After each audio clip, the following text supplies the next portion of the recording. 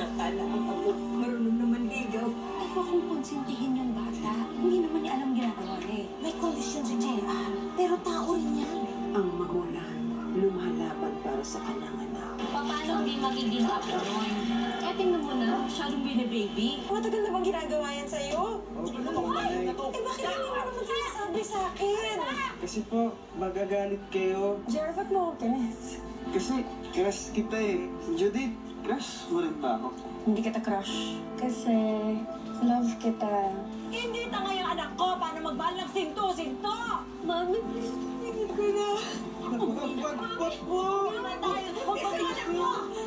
Ang katatagan ng isang ina. The Salome Avila Story.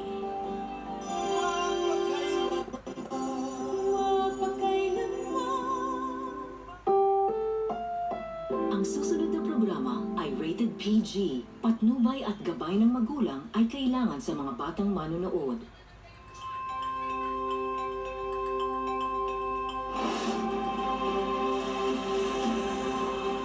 Lahat tayo ay konektado sa kalikasan.